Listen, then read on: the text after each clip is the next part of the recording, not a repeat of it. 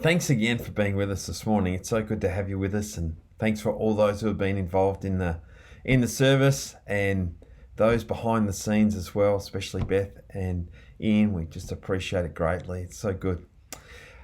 I also want to just do a quick shout out to all those who have been involved in the small groups and the leaders of the small groups as part of the series that we're in, Jesus, the Game Changer to the Ends of the Earth.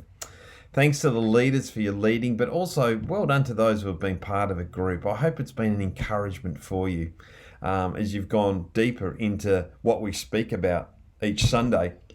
And we're in week 5 of the 6-week series looking at the cultural divide and crossing that cultural divide this week. Now, some of you might be thinking, as it's entered my mind as well, of why are we actually doing this series right now?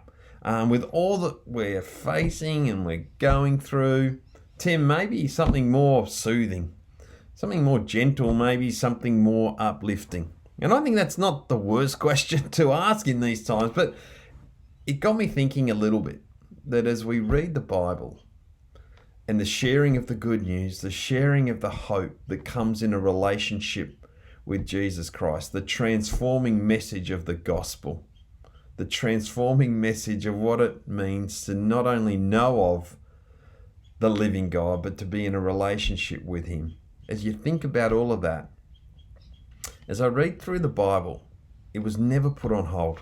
It was never put on hold for floods or persecution, or put on hold because of plagues or unkind situations or language barriers, or shouldn't be put on hold for situations that we find ourselves in right now, where we're going through a really difficult time. It's just a reminder to me, and hopefully to you, that the call is not for us to then put a pause on sharing the message of Jesus, of making sure we're obedient to the last words of Jesus, of going and making disciples, sharing that good news. So maybe it's a really good time to be in this series and not just having messages that are just soothing and nice and easy, because at times it can be very much the opposite when it comes to the message of Jesus. Yet I want to encourage you that despite the challenges, despite the hate, the rejection, the difficulty, despite the cultural divide, the message of Jesus that we read and we know personally in our own lives can transform the lives of other people. So don't let these times hold you back. We might need to think outside of the box a little bit more. We might need to challenge ourselves a little bit more. But I would hope that this series has encouraged you and challenged you of indeed sharing the message of Jesus to the ends of the earth. You know, as we've gone through the series, we've heard of people that have been persecuted for their faith. We've read and studied and looked at, as Carl did last week, of people who were translating and continue to translate the Bible in people's languages as well. And what we focus on today is the cultural divide and being smart and wise and understanding of how we go about sharing Jesus. And you know, we see with Jesus that he went about doing this in some really wise ways. We even see this when he calls his disciples, that the disciples of Simon and his brother Andrew. We read that in Mark chapter 1, verses 16 and 18, when it says that Jesus walked beside the Sea of Galilee. He saw Simon and his brother Andrew casting a net into the lake, for they were fishermen. "Come, follow me," Jesus said to them, "and I will send you out to fish for people." And at once they left their nets and they followed him. I love that because Jesus knew the situation where he found himself in. He knew those two guys and what they did, and he related to them in a way that they could understand. And I think that's a great reminder for us as we think about crossing the cultural divide. It's being wise. It's being aware of where we find ourselves. Now, this morning, I want to introduce you to two people that I know very well, who for 13 years crossed the cultural divide into Japan with the transforming message of Jesus Christ. And one of those I know very, very well, and that's my sister Sarah, and the other is her husband Owen. And what I love about them is that they were aware of their place they found themselves there in Japan. They never watered down the gospel. They were wise, they were smart. They seek the right opportunities. And I interviewed them this week as they shared a glimpse into their journey. And at the end of the interview, I want to leave you with a final thought. But my hope for you this morning is you listen to them. Like me, you are inspired, and I'm a little bit biased because it's my sister and my brother-in-law. But beyond that, I'm inspired because of how they continually cross the road despite the cultural divide with the transforming message of Jesus Christ, the good news. So as you listen, keep in the back of your mind, where's my cultural divide? Where am I being called to cross the road with the good news of Jesus? Sarah, no, it's great to have you. Thanks for giving us a bit of your time to share a bit of your journey. We'll ask a number of questions too that are really important, but probably the most important question is, why is it so good to have me as your brother, Sarah? Just so everyone listening can just hear that. Yeah. Well, having Tim as my big brother, I learned to be pretty resilient in life, and I definitely learned how to be tough on the basketball court. So we'll give those to you. Yeah. Well, let's end it there. So, Sarah, tell us. So you have a love for Japan from being at a very young age. So how did that come about for you? And the love for the Japanese people. How did that come for you and build in your life over many years? Okay, yeah, well, so I guess maybe your congregation might know that when we were young, we lived in the Philippines for 3 years, and just before we came back to Australia, I was almost 13, and we actually stopped over in Japan for 2 weeks to visit some missionaries. And that was a really key moment because I really just loved everything we did in Japan and just being there, and it was just a really fascinating place. And straight after we got back to Australia, the high school we went to taught Japanese as a subject, and I thought, oh, that's really cool. We just went there. So I wanted to learn Japanese, and I just really enjoyed it and just was loving learning Japanese. And when I got to year 11, I found out about a scholarship you could do in the summer holidays where you could go to Japan for just the holidays and stay with a host family. So I did that at the end of year 11, went there for about 5 weeks or so and stayed with a host family and just had a great time and really got to experience Japanese life from the inside. And the family was just really lovely to me. And it was quite interesting because my host sister was the same age, and we went to school. I went to school with her for a few weeks. And the other thing she would do is she'd go around, she'd say, let's go to the shrine and pray because I've got a test tomorrow. And so I think it started to help me understand kind of their understanding of religion and that sort of thing, and just made me curious about that.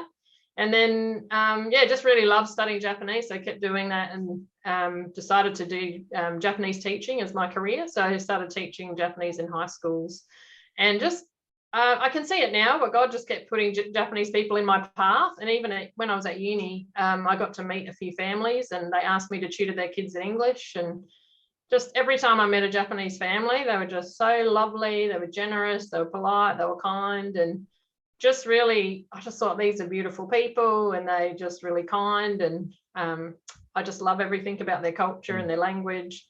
But at the same time, in the back of my mind, I sort of thought, I don't think there's really much understanding of God without an S, if that makes sense, like the true God. And what does that mean for them? And just starting to understand that lack of, hope of God, the gospel, salvation is just so small in Japan. So all of those things just kind of converged, I think, and I can trace it back quite a long way, but it took a long time, I think, to come to the realization of these great people that I'd really loved and enjoyed their culture, their language, but what did that mean in terms of the gospel? One of the things Sarah said was their faith and their gods per se.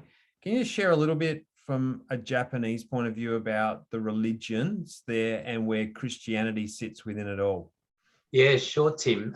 One common saying is that Japanese are born Shinto, married Christian, and died Buddhist. So the Shinto and the Buddhist religions are the two big ones that they have. And Shinto is really nature worship. So, they'll worship a tree or flowers or an ocean. So that's quite big. But Shinto doesn't say anything about death. So that's where Buddhism got a foothold. And Buddhism in Japan's a lot about ancestor worship. So they'll actually have a shrine in their house and they'll make daily offerings and say daily prayers to their ancestors. And by ancestors, it's not generations ago. It could be a parent or a grandparent. And they use the same word for God as we use for our God. And so we would have to talk about the creator God to distinguish, the true God that we believe in.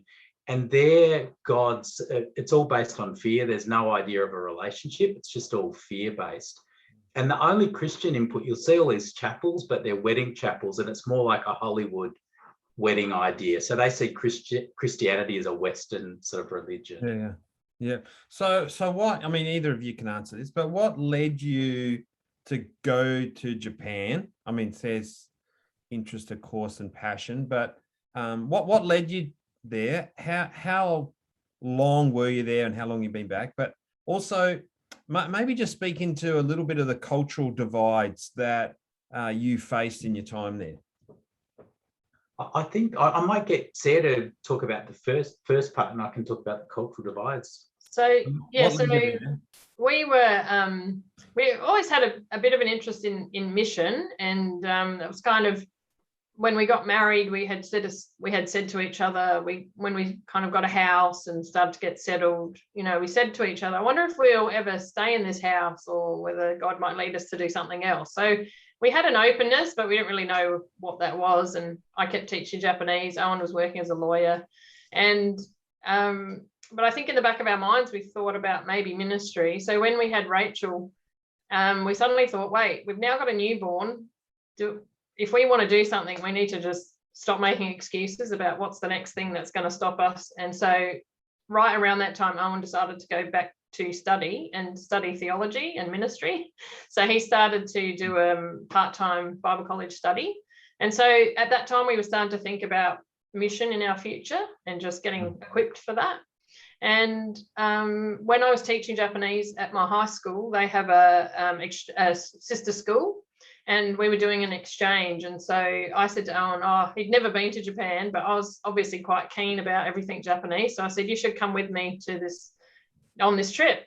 Yeah. And it was a really great opportunity for Owen and myself to be there together. And we were only there for a couple of weeks, but the kids were looked after in families, and we got to go away one weekend to Tokyo, and we got to meet with some missionaries, and they took us to their church, and we got to see Japanese people get baptized. And they were talking to us a fair bit the day before when we met them about, the Japanese have less than 1% Christian, they've got all these other religions. There's just, even though they're lovely, polite, generous people, there's often underlying that is a lack of hope. And, they don't have this kind of opportunity to have the joy and the salvation of the gospel. And they really talked to us about that. And then we saw this baptism, and that was really, really important impression on us, I think, at that time together, especially for Owen.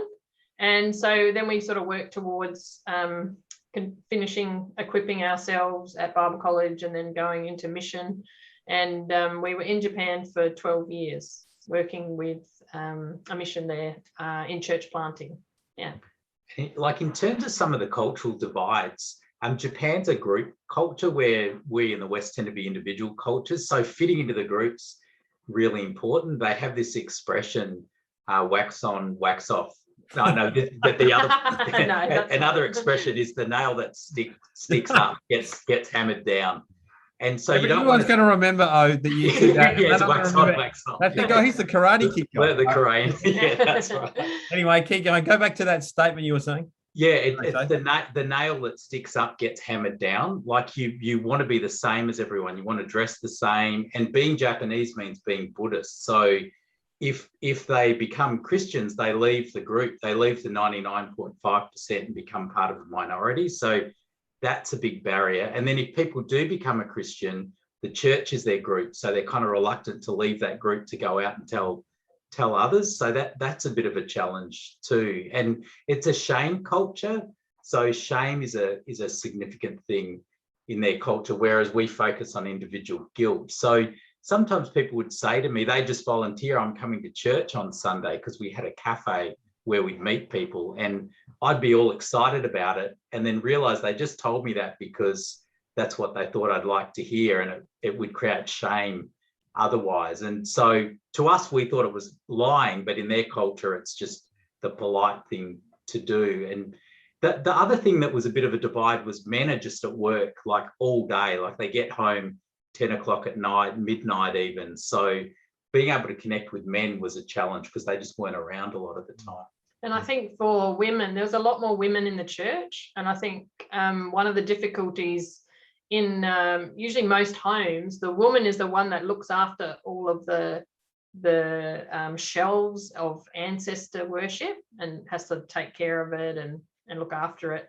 And so if that woman becomes a Christian, then that's going to create a lot of tension. If she said, I don't want to do that anymore, and that would be like a disgrace to the ancestors, and so it could create a lot of difficulty. So it's quite difficult, even though there's no legal reason you can't have free religion. It's completely freedom of religion, but there's a lot of social pressures and difficulties from a completely different world perspective, I think. So two more questions. One is, how long were you guys there, and what kept you going through it all? Like, aware of those cultural divides, aware of the minimal Christian community, in some ways you could say, or believers in Japan. What kept you going, and how long were you there, and what kept you going? We were there for 12 years, and I think just seeing the incredible needs, like we'd be on subways that would just be crowded with people, but these people were lonely, and their suicide rate, it was something like 30,000 people a year that would commit suicide, like incredibly high suicide rates. And we just knew those people were desperate, and God had really given us a love for them, and we really knew that they needed Jesus. So that was significant. And it also forced us to rely on God a lot, like to become a lot more dependent on him, because it was hard going. But the love for the people too, I think that was a big thing. I think, even just language wise, so when we went there, Owen didn't speak much Japanese, just a few words. So the first obstacle was the language, because it's really the heart language is what you want to be able to speak to Japanese people, even though they know a little bit of English. It's not really spoken that much. So that's one, you've got to cross that divide a little bit, but you've also got, I think, that aspect of, as you get to know people, it's not that they're just Japanese, they're your friends, and you start to care about them, and you just want the best for them, and that God can give them a great life and a great sort of hope, and so in a sense that keeps me going. But I think also just the calling of knowing that God has placed this passion and burden on our hearts to share the good news, and we felt called to do that to the Japanese, but that call extends to everyone. So just have to keep going back to that calling and the knowledge that God's word never comes back empty. So it doesn't really, it's not just on us. If we are faithful to speak his words, then they're going to have an impact somehow, somewhere. And we have to just be faithful to just keep speaking the words. We can't say whether that person will become Christian, but every little part that we can play is really important. And even though you might be overwhelmed that there's hardly any Christians, if you just can reach one person, you've still made a massive difference. So yeah, so I guess it's a bit of a combination of those things. I reckon one thing too, Tim, is like just the fact relationships are so important. Like for the people in the congregation that are listening, like God can use whoever you are. Like there's not a stereotypical type of missionary. You know, you love sport. I mean, sport's something that can build relationships and allow you to share the gospel. Someone like Hayley loves cooking. You know, she can build relationships that way. I mean, that was kind of exciting, seeing God using whatever your gift was to make connections for Jesus. No, good on you guys. Hey, final question. Tell us, where are the time? I'm sure they could all listen to you a lot longer than they listen to me, but anyway, it's all good. A story of transformation that you reflect on. I know there's numbers, but maybe just a final one. No, we've got a minute or two that you reflect back on and you go, wow, that was a real transformation for us. There was a lady called Caldy. I actually got a call from one of our supporting churches in Adelaide, and she'd visited Adelaide, and she was dating an Adelaide guy for a while, went to a Bible study, and then gone back to Tokyo and really drifted away. She was exploring witchcraft and Buddhism and all sorts of things. And I invited her to a live music night we had at our cafe, and this gospel singer was singing and kind of sharing her faith.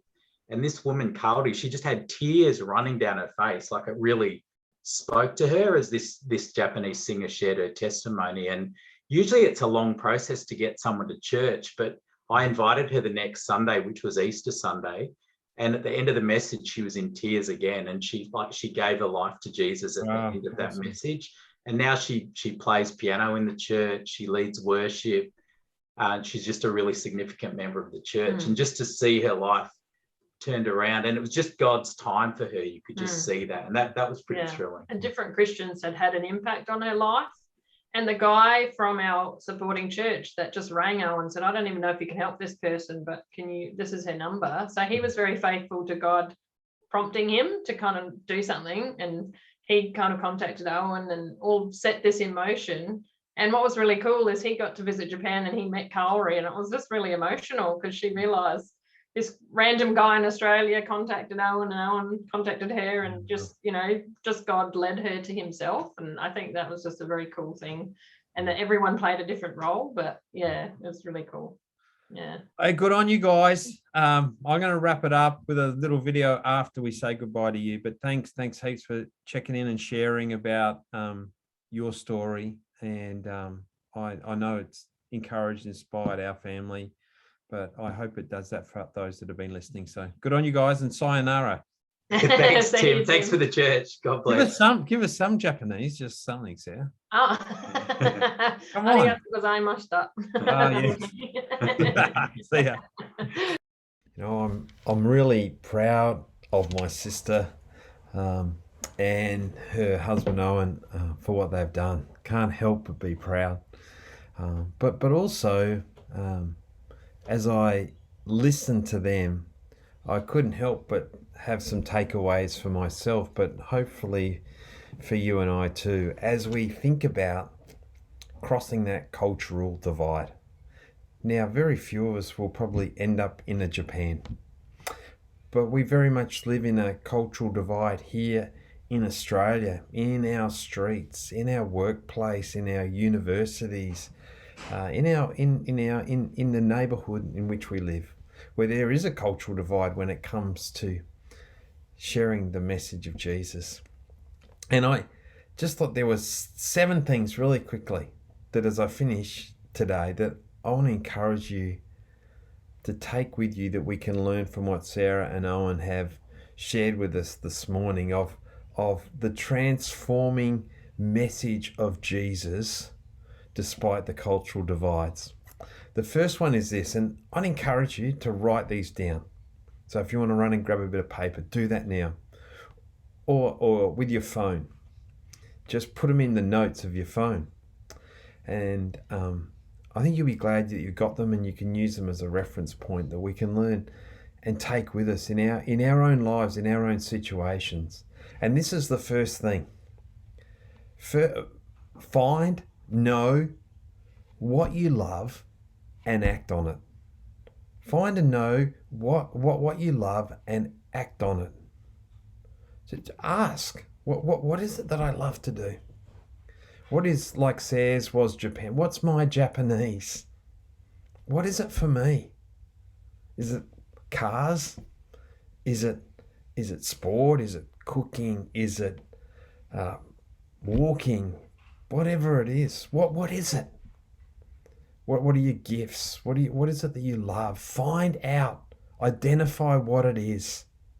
And then secondly, engage. Engage with people. Engage in the community that you love. Don't just engage for your own benefit, but have a purpose behind it.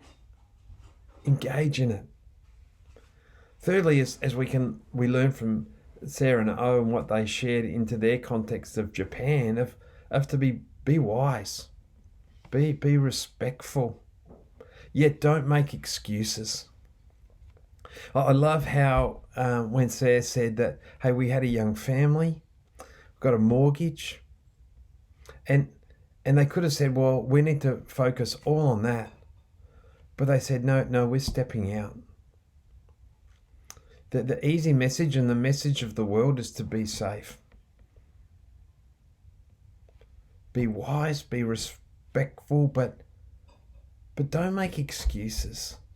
For some of us, it's literally walking across the road. Some of us know our neighbours really well, but we've never shared Jesus with them. Some of us have been in four-wheel drive clubs, and we have never mentioned anything to do with our faith in Jesus. Be wise, be respectful, but don't make excuses. Fourth thing we can learn from Sarah and Owen is this, as we think about the cultural divide with the transforming message of Jesus that we hold on to, is to keep going. Keep going with your calling. Barriers, will they be there? Yes, they will be. But God is faithful to you. His faithfulness never runs out. I love Galatians 6:9, which says, let us not become weary in doing good, for at the proper time we will reap a harvest if we do not give up. You know, it's easy to stop. It's easy to think, well, I'm not going to see any results, so I'm not even going to start. You know, I love that illustration that I gave to you a few weeks ago. Someone within the church, our church community at Belgrave South, who for 25 years has been seeking to share the transforming message of Jesus with someone in the church. With someone in the community who's a friend of theirs. 25 years. Keep going. Keep going with your calling, that community that you're in. Barriers will be there. You know, one thing as I listen to Sarah and Owen, you can commit to one person. You can commit at least to one person of crossing the cultural divide for. A sixth thing is this: God will use you in a way on a person's transformation towards Jesus. 1 Corinthians 3:6-9, as Paul is speaking to the church in Corinth, he says this when it comes to sharing the good news of Jesus. He says, I planted the seed, Apollos watered it, but God has been making it grow. So neither the one who plants nor the one who waters is anything, but only God who makes things grow. The one who plants and the one who waters has one purpose, and they will each be rewarded according to their own labour. Here again, just keep going. For we are co-workers in God's service. You are God's field. You are God's building. God will use you in a way on a person's transformation. Finally, pray and trust in God through it all. But take that first step. Keep going with those steps. Cross the cultural divide. You hold on to a transforming message. That's why I love the passion of those Bible translators. They had such a passion that nothing was going to stop them. Nothing stops them of translating the scriptures into a language that someone will be able to read the good news of Jesus and it will change their life. Pray and trust God. Let me pray now. Lord, thank you for today.